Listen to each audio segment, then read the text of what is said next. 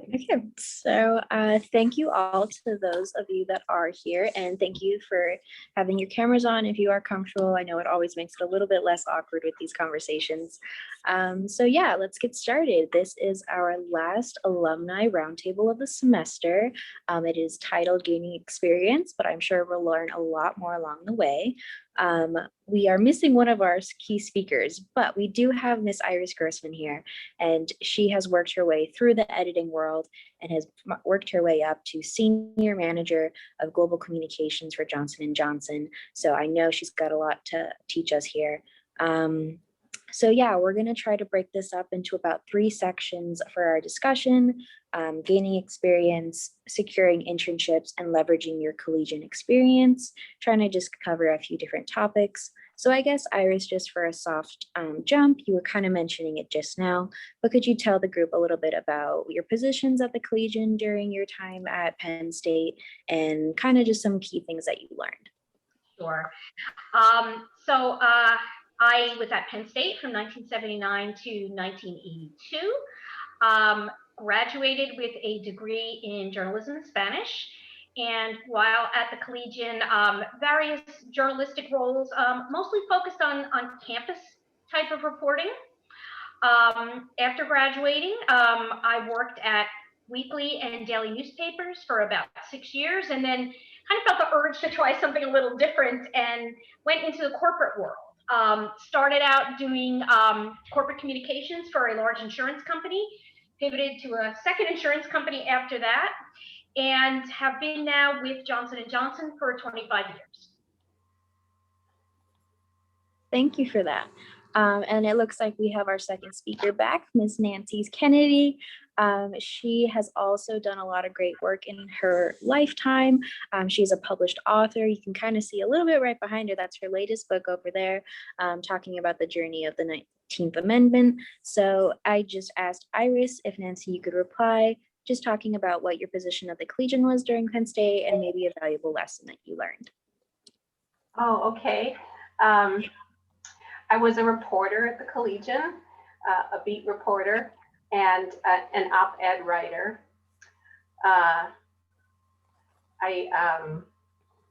Did you say a little bit about my career too, or a valuable lesson? My career, okay, career first. Okay, I started in daily newspapers like Iris, and as an editor, and then went on to Dow Jones, the publisher of the Wall Street Journal, where I was also an editor. And then somewhere along the line, I thought, I just skipped over this writing thing, and I kind of want to go back and see what that's all about. So I freelanced for about 20 years for newspapers and magazines. And then along came a time when I wanted to have longer deadlines. So I thought, what if I try books? And being a journalist, all I could think of was nonfiction. So I've been writing nonfiction books. I've written 8 nonfiction books, and I think that's what I'll be continuing with in the future. A valuable lesson: deadline. So few book authors meet their deadlines that publishers are thrilled when an author meets her deadline for handing in a manuscript or getting the photos together or getting the revisions done. Yeah, my life is ruled by deadlines, and I actually love a good deadline. Okay. All right. So it seems like we've got a lot of different experience and moving from different aspects of your careers, which I would love to discuss in the rest of this conversation. But let's start at kind of like the beginning. So you've obviously gained a lot of experience throughout your life, but, as an undergraduate student, where did you sort of start? What was it like trying to get your first internship or your first job? Can you tell us about those experiences? Yeah, I'll start if you'd like. Well, I mean, it's getting your first job, as we all know, can be challenging, but I think the great thing about the Collegian is how it set me up to get that first job. When I walked into the door of actually my first few jobs and had to take writing or editing tests, I mean, aced them because of what I learned at the Collegian. As Nancy was saying about deadlines, that was a key thing I learned at the Collegian, which served me well when I was interviewing. I used to talk about that all the time, about the deadlines. Penn State's journalism school was fantastic, how you had to actually go out and cover real meetings. I remember vividly my professors telling us that even if there was really that nothing happened in that meeting, you had to go back and write a story. You had to find something. What a great lesson that was for the future. And I think also something the Collegian taught me was versatility. I remember once when I was, as I mentioned, I did a lot of campus type stories, speaking with professors. I was assigned to interview a professor whose expertise was in nuclear waste. Now, I knew absolutely nothing about nuclear waste, and of course, I hate to age myself here, but we didn't have Google then, so it wasn't quite as easy to learn about these kinds of things. But I found that when you're younger and starting out, people really want to help you. So I remember speaking to this professor. He was super helpful. I wrote the article. He loved the article, and I became a semi-proficient in nuclear waste. Nice. That's the fun thing about journalism. You get to know a little bit about a lot of things. That's what I've enjoyed throughout my career is getting to learn so much. Mm-hmm. Internships. I hardly even remember how I got my internship. I interned at a small paper in Northwest Pennsylvania. And I didn't choose it because it was the Washington Post or something. I chose it because I had relatives, my grandmother and my great aunts and uncles all live in that area. And I always wanted to spend more time with them. And so I think I just contacted that tiny little paper, the Greenville Record Argus, and asked if they could use an intern for a semester. And they said yes. So I loved my time there. And then it was part of the Thompson newspaper chain, and they did offer me a job in the chain, but I didn't take it. I took a trip out to New Jersey, where I live now, to interview at a newspaper. And when I crossed the Delaware River Gap, it was just gorgeous. It was like a sunshine state. I came from Rochester, New York, where it was gray and rainy all the time. And I just crossed over into New Jersey, and I thought, I want this job. And I did get it. I was a copy editor to start with, and then I moved up into to be the night editor and then the Sunday editor. And I would just say, keep your eyes open. I'm not sure how people advertise today, but we had put the newspaper to bed one night in New Jersey, the New Jersey Herald, and I was looking through editor and publisher, and I saw this ad that Dow Jones, the publisher of the Wall Street Journal, was looking for editors for their electronic database. Well, back then, who knew what a database was? I didn't, but I just thought, you know what, this sounds like the future. And so I did get my interview with Dow Jones and did work with their first online newspaper news and statistics service called Dow Jones News Retrieval. So I would just say, read know what's going on in the industry, read wherever it is that they're advertising, make sure you're there. And I would add to that also what you were saying, Nancy, is really be open to experiences that you might have thought you weren't open to. We all have things that we prefer, whether it's sports, entertainment, to write about if you're, going in the journalistic vein like that. I never thought that I would end up in insurance. But it was a good company. I love the people I worked with. They sent me to insurance school, so I learned about it. So I would say just be open to experiences that you might not have considered before. I know when I interviewed at Dow Jones, I said right off the bat, I don't know the difference between a stock and a bond. And they said, that doesn't matter. We can teach you that. We just need good editors. And actually, after I left Dow Jones and started freelancing, I freelanced as a financial journalist because of everything I learned there at the Wall Street Journal.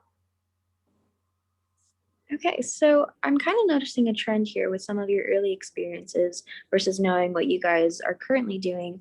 What kind of advice would you give to students who are more likely to probably be having internships with like small town companies versus really big national corporations? Is there a difference in how you market yourself, a difference in way you describe your aspects and your strengths? Is there a difference between small town and big town? I guess it depends on what your goal is. I mean, if you want to be noticed, then yeah, you want to go to one of the big news outlets, you know, whether it's a website or a newspaper or whatever.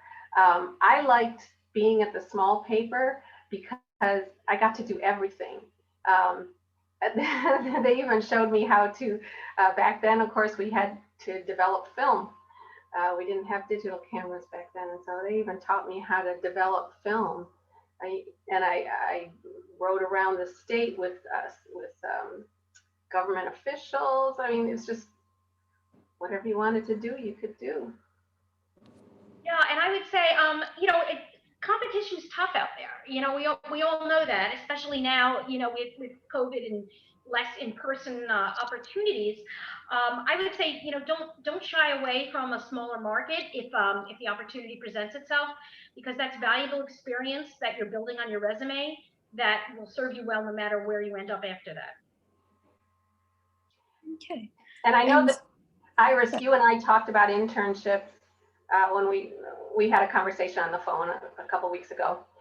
And internships, it's funny how my son's internships came about. One of them, he went to a career fair on his school campus and got his internship that way. And the one he had this summer, we have a small local weekly paper called the Hopewell Express. And we saw this picture in the paper about this fellow who had a cybersecurity company, which is our son's field. And he was getting an award for some nonprofit work that he had done.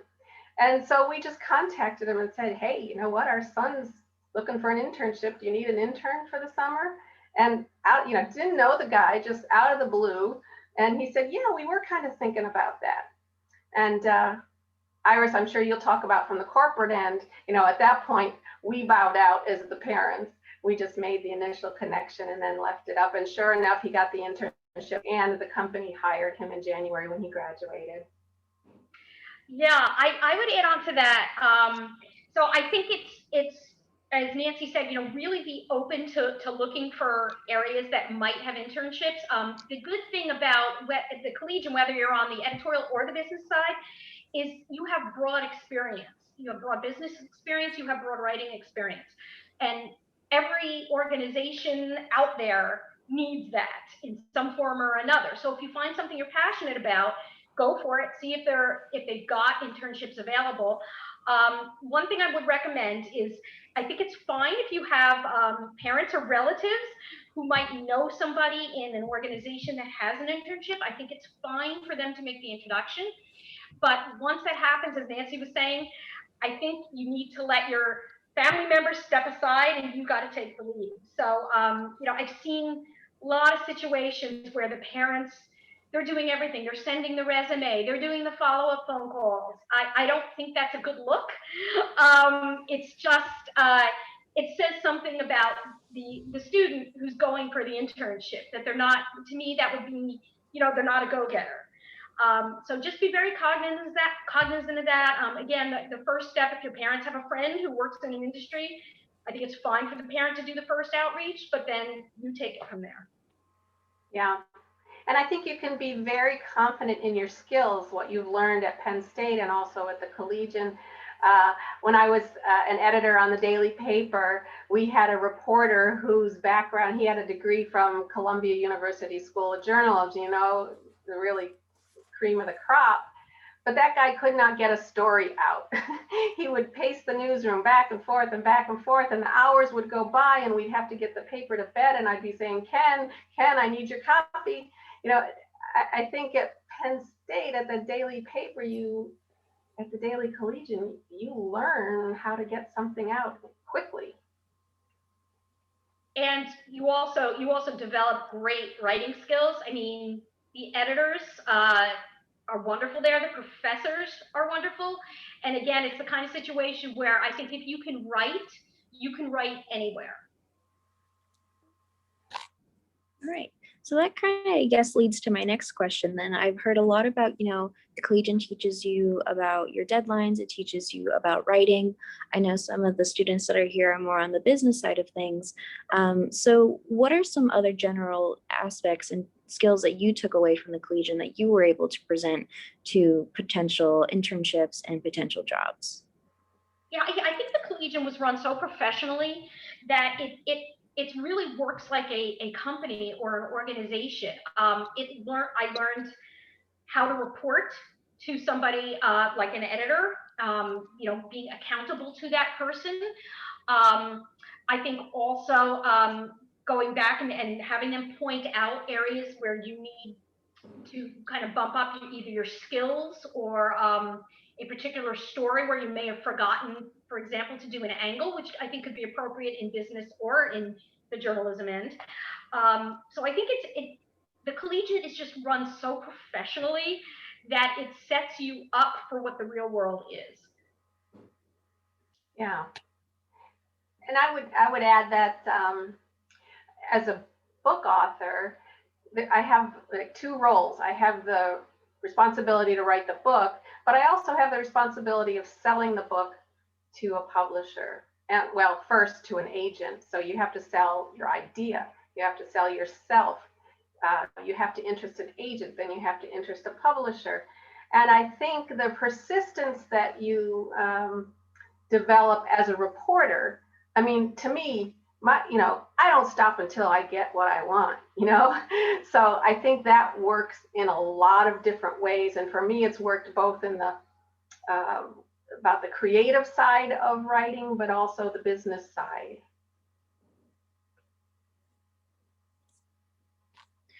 Okay, so again, kind of just focusing on the development of going through the Collegian experience, I wanted to kind of know what was sort of the mentality you had entering the Collegian in terms of how this could be used in the future and whatnot. And obviously by the end of your Collegian career, you're like, I'm really set up for good things.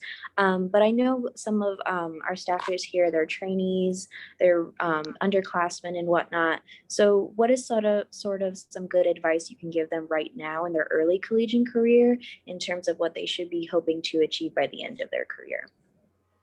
Yeah, I mean, I would, back to what I was saying before, I think is learn from the upperclassmen. Learn. Just watch, immerse yourself in everything that you possibly can. There's just, in a large organization like the Collegian, I just think there's such great opportunity for you to really understand what it would be like to work at a real news organization. So soak it up like a sponge, basically. And I would say, well, first to start off with, when I walked into the Collegian office, I immediately just felt like this is home. This is where I belong. To me, it was just a feeling. I'd never felt anywhere else in my life where I felt like I belonged. I always felt like I was trying to fit in some other environment. But walking into the Collegian, I just felt like, this is it. I know this is it. I kind of feel sorry when students don't know what they want to do very strongly, because I had no question in my mind. This is what I wanted to do. I guess I'd also say, take every opportunity. There was one time as a freelancer where a magazine wanted to assign me a story about the Better Business Bureau here in New Jersey. And I wasn't feeling well. I had the flu or something. And I thought, oh, the Better Business Bureau, what a drag. And so I turned it down. And then later the person who took the story found out that there was this huge scandal at the Better Business Bureau. And she got a New Jersey Press Association award for that story that I turned down because I wasn't feeling well. So it doesn't matter what you feel like, take the story. Okay. So we are a little bit about halfway through. So I did want to kind of pause and ask either Manaswini or G, if you guys wanted to ask anyone a particular question, introduce yourself, maybe talk about your majors, minors, what you're hoping to do at the Collegian.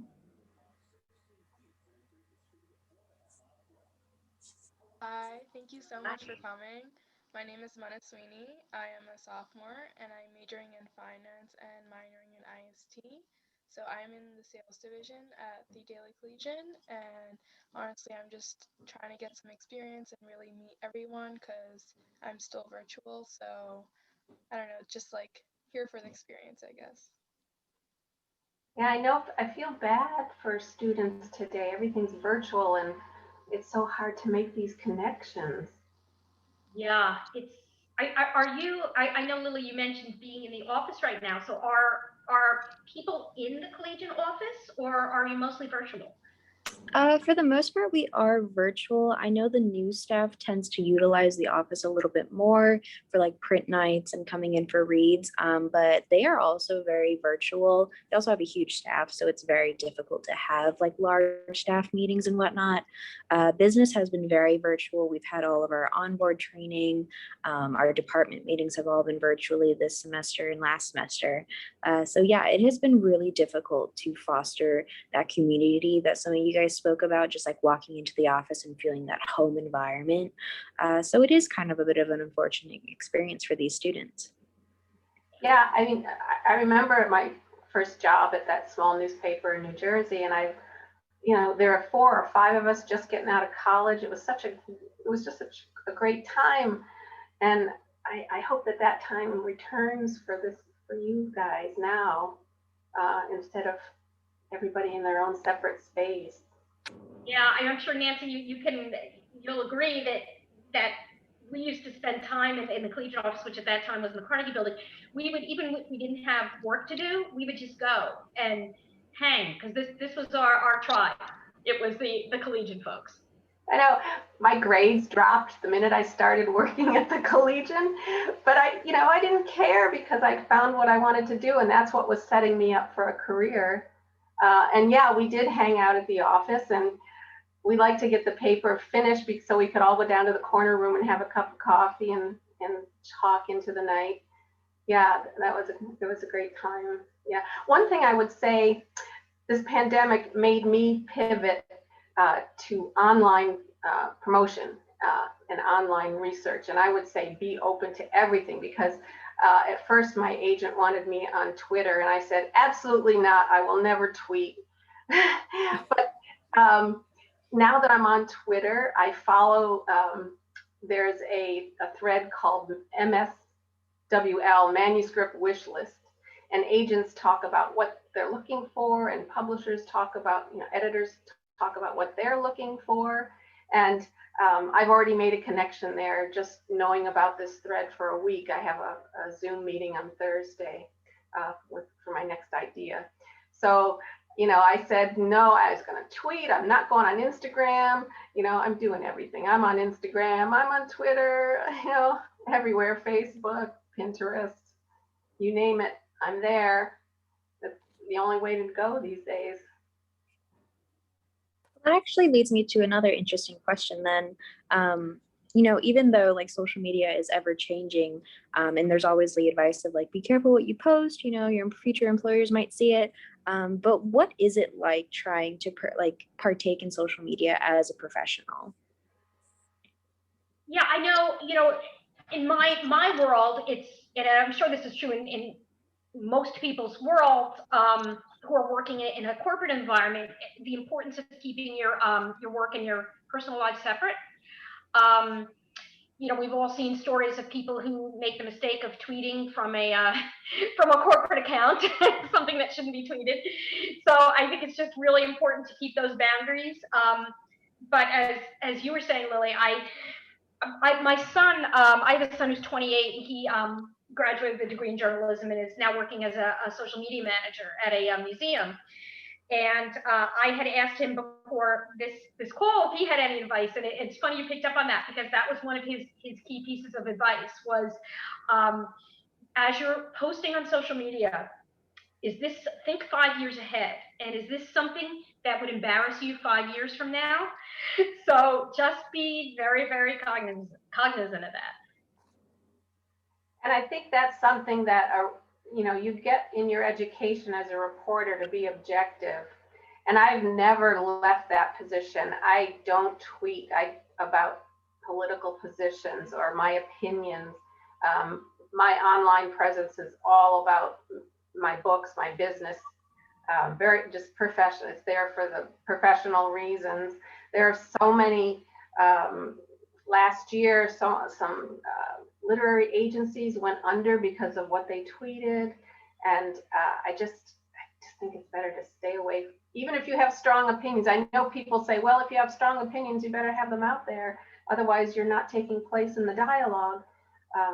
But I think it's too dangerous. Okay, thank you for that good advice. I know there are even times where I'm like, no, I probably shouldn't tweet that, or, oh, I should probably delete that. No. So I think it is always kind of good to be cognizant of long-term goals and future employers. So I'm glad to see that it is very applicable even when you are in a professional setting. So actually, I know it's harder probably because your generation, that's where you are, that's your space. And so to hold back, I know it must be more difficult than for those of us who came to social media late. Well, and employers, potential employers, we all know now that they look at this. They look at your social media accounts. So, especially if you're in a job hunting mode, you've gotta really, put your best face forward. So speaking of face then, and continuing with the social media thread, sometimes there is discussion of whether a LinkedIn account is very crucial to making your connections. Sometimes I've had professors tell me that I should have a LinkedIn, other ones say it's not as necessary. What is sort of your take on that platform? Yeah, I feel strongly about having a LinkedIn account. When I'm doing anything in a professional vein, when I'm trying to find people or connect with somebody, if they're not on LinkedIn, my first question is why? I feel very strongly that you should have a LinkedIn account, even if you don't have a ton of experience.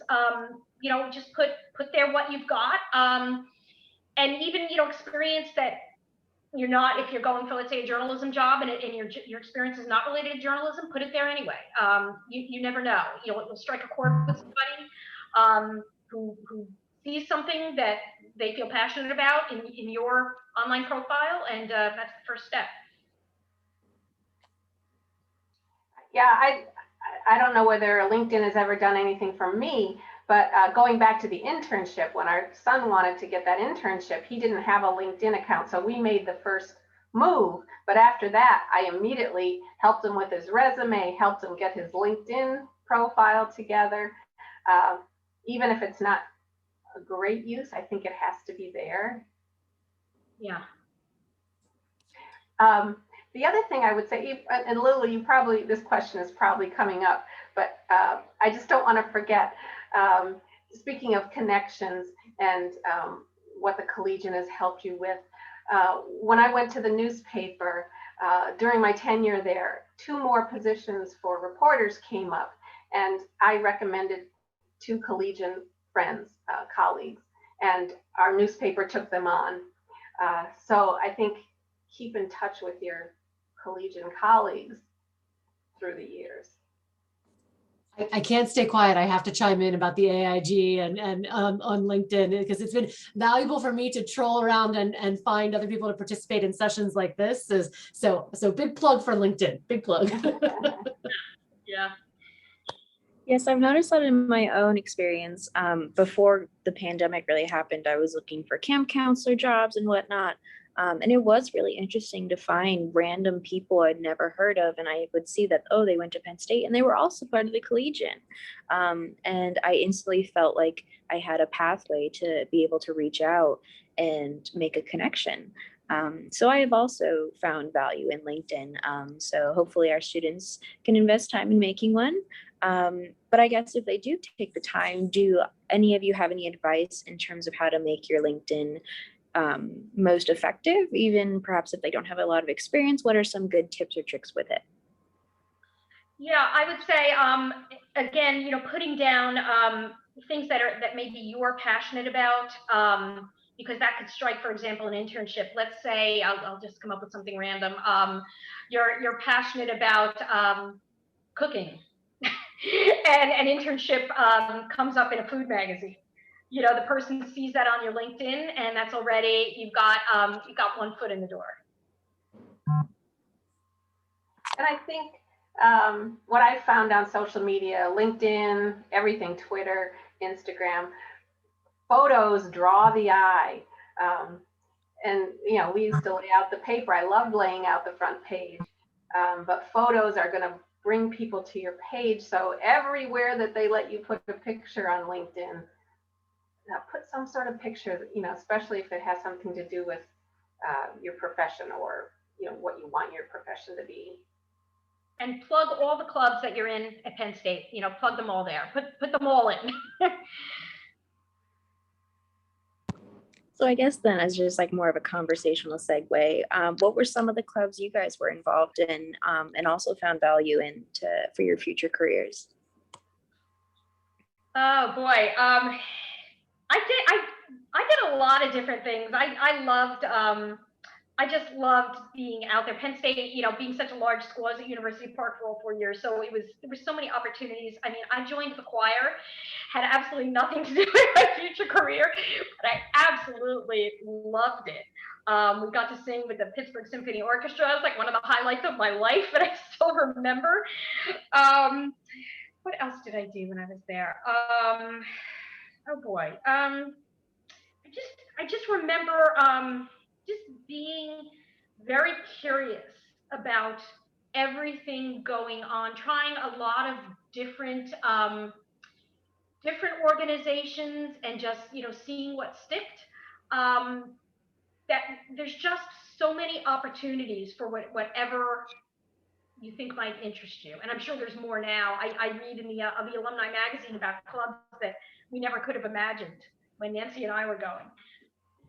I think I wasted my time. Well, other than the Collegian, I went to disco dances. So, but there was also, I don't know if this was separate from the Collegian, there was a literary magazine, and I was somehow connected with that, and writing something for that gave me a clip when I started looking for a job. And it was also one of the more extended pieces I'd ever done. So it was a really interesting experience to do a color kind of piece. I guess they call it long form now. But I didn't join anything else. I was so into the Collegian. Yeah, I lived in South Halls. Well, maybe I went to a bar or two. My first story at the Daily Collegian, I come from a family of teetotalers, very strict religious family. And my first article for the Collegian was to go down to a bar and talk to the owner about his glassware disappearing because it was so lovely. And when that clip came out, I thought my parents must have rethought their financial commitment to my education.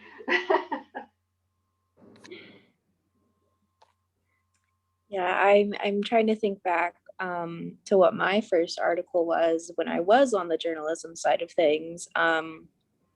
I think I was honestly inspired by someone I had been dating, and he was in ROTC, and I was like, I want to learn more about ROTC life.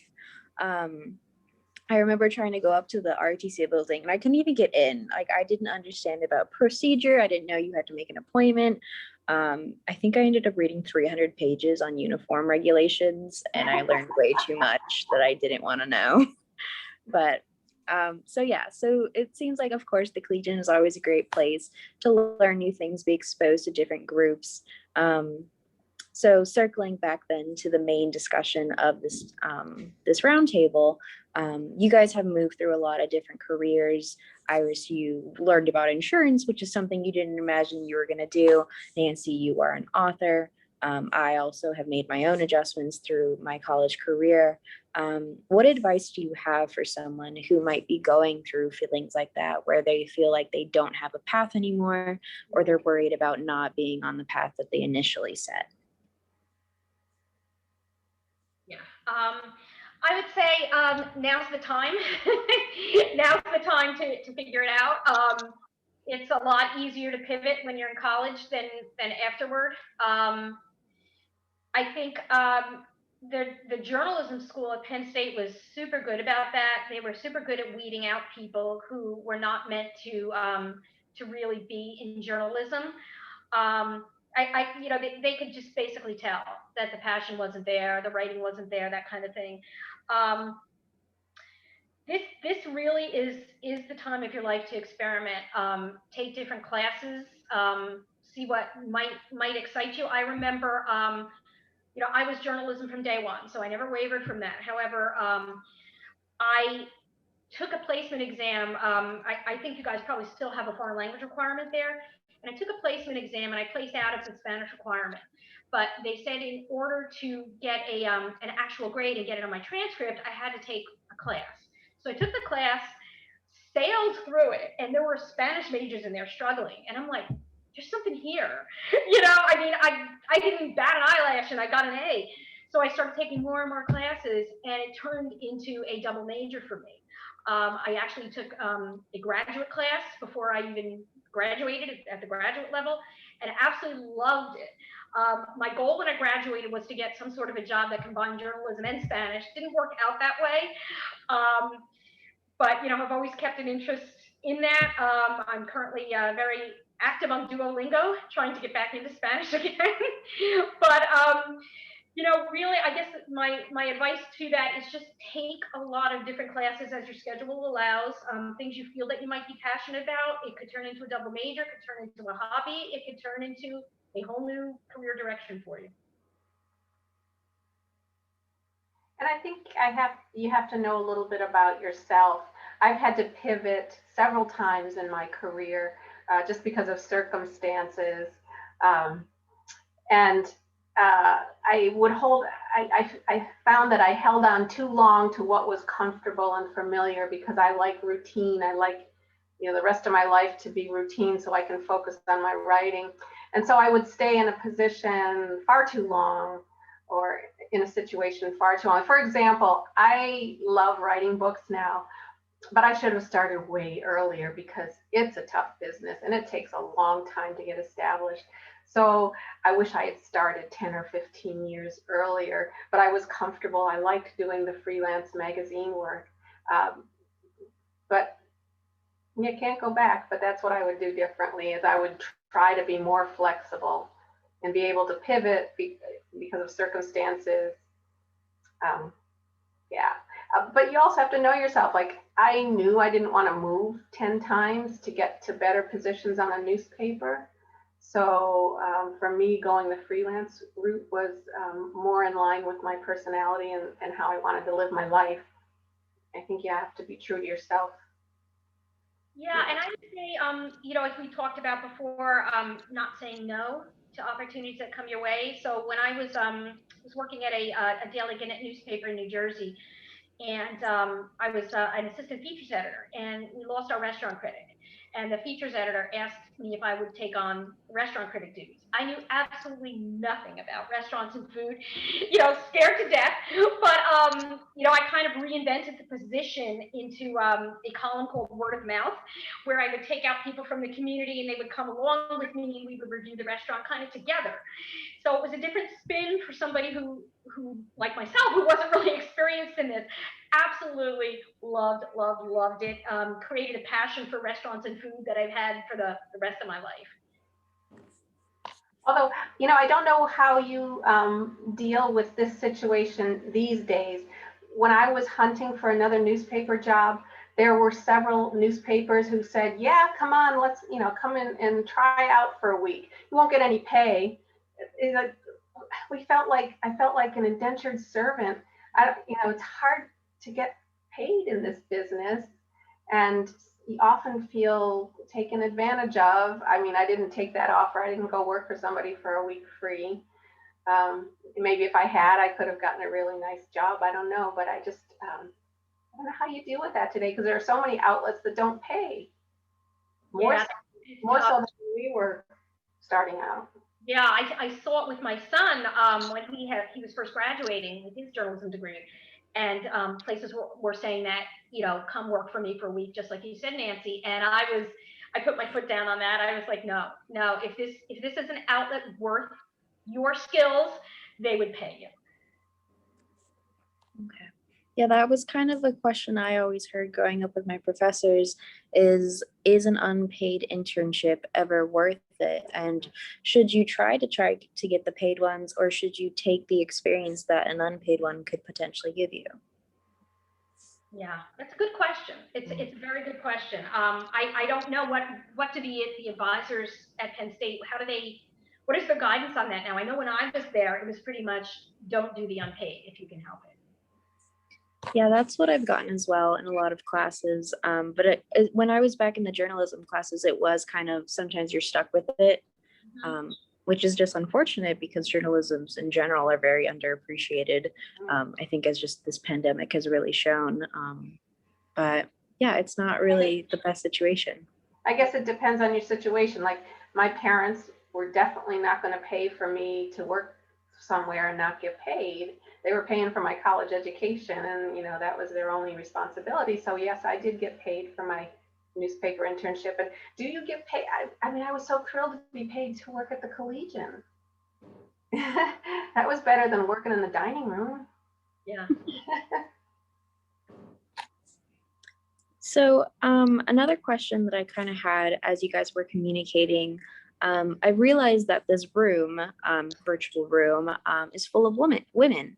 And I wanted to kind of ask about what the experience is like trying to get experience as a woman in any industry, and any advice that you have that could be applicable to anyone.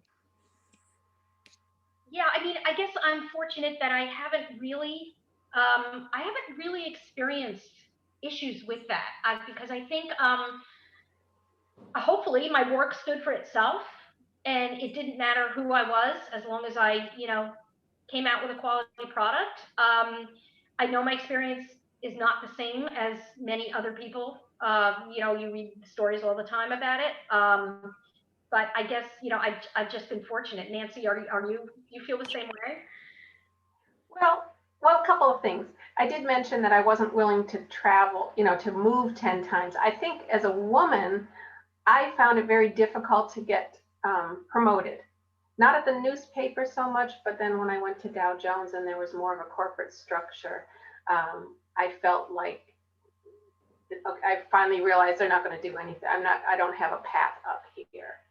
And whereas the men seem to get it, whatever was open. And there was some Me Too moments throughout my career where you think you're being taken seriously, but then you find out what the real intention is. Unfortunately, I imagine that probably still goes on today. In the book business, I don't think it matters so much. I'm not going to tell you what year I graduated, but I love being a middle-aged or older woman and still have a voice because I write. We don't look the way we looked when we were 20, and so people don't notice us when we go outside, which is actually kind of freeing and great. But it's wonderful you can write your entire life and have your say. I have to say that it still thrills me to this day, despite, how many years ago I graduated, how many years ago I worked at the Collegian. It thrills me to this day when somebody tells me they like something I wrote. I mean, that feeling never goes away. Yeah. My publisher once told me, and I'm gonna frame this. I'm gonna go back to the email frame, and he once told me I was a dream author. And I thought, oh my gosh, I'm with a dream publisher. What are you talking about? So I think I better frame that and put that on my wall. So what I'm hearing, though, is that your work should speak for itself. And regardless of your race, your gender, your age, that really, if you're passionate about something, you'll get through and you'll manage. So along with that, what are some other ways that anyone really can continue to market themselves for internships or for a professional job that you find to always be really effective? Well, my son always overdressed. He always wears a suit and a tie and carries a nice briefcase or a messenger bag, and he's got shoes that aren't scuffed. He's found that really makes an impression. I mean, I remember back when I was looking for jobs, of course, it was suits. And it's surprising how much that image counts. And I would say passion. Show passion for wherever you're gearing yourself. Do your homework on whatever organization that is that you're interested in. Come in there as if that is like the greatest organization since sliced bread, and you would love to work for them. All right. I just wanted to pause here once again. It looks like we have still 2 students in the room. Do you guys have any questions for our alumni? No? All good? Okay. So for the last few questions as we round out this one, first I wanted to ask, it is finals week next week. Do you guys have any stories, any advice? Thankful that you don't have to do a finals week again. Any advice for our students? Pizza. I lived on pizza. Oh my gosh. Delivery pizza, that's all I can say. I don't even remember. I think just my whole college experience went out of my mind once I started working the Collegian. I don't even remember taking finals or tests. Well, maybe my GPA explains explains that lack of memory. Well, and I was never an all-nighter type. People always, all my circle of friends, they all pull the all-nighters.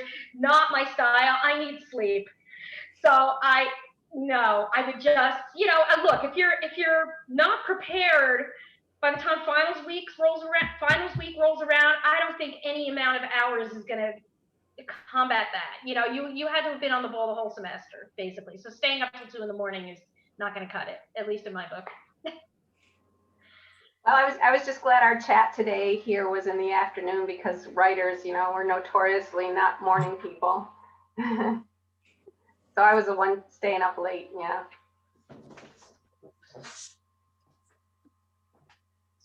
So good luck with all your finals. Yeah. And those of you who have them. Nancy, I want to know what your next book is. What's the book that's in the works? I have a couple. Writers generally have a couple proposals. Yeah. One is a picture book biography about a woman in a STEM field. One that I have high hopes for, but it's getting too late to place it, is about Title IX. Yeah. And then just last week, I had this great idea about this one. Some editor was asking if you have a picture book about a single moment in a person's life, not their entire life, not a biography of their entire, but a single moment that changed history. Well, I thought of one last week, yeah. And I'm really excited about it. And that's what I'm having the conversation about on Thursday. So it might be another middle grade. My last book was middle grade, age 9 to 13. My next one might be a picture book, or it might be another middle grade. Yeah, whatever I can sell. Very cool. Very cool. So I had one final question that I think we can end on. If you had the opportunity, what do you think you would say to your graduating collegian selves? Boy. Oh, that's a good one.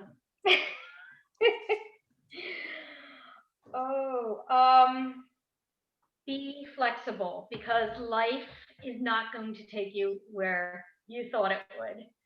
I was going to work for the New York Times and win a Pulitzer Prize. That's what I was going to do. Did not happen, but I love my career direction. I love where I ended up. So just be ready to pivot. would say don't consider anything wasted. If you think you're in a job that you're too good for, or I think everything you learn in every job, you know, your researching skills, interviewing, everything I did at the Collegian or at the newspaper as a freelancer, I don't think anything was wasted, even though the years would go by and that you wouldn't see the result that you wanted. I don't know. I just think it all points you in the place you're going to be, you're supposed to be eventually. Well, here's to hoping that it all works out then. But I did want to say thank you, just a final thank you to our students that attended. And most importantly, thank you to Nancy and Iris for this conversation. It's certainly given me a lot more hope and confidence. So thank you so much for this conversation today. Thanks for inviting us. It's been really nice. Yeah. Thank you.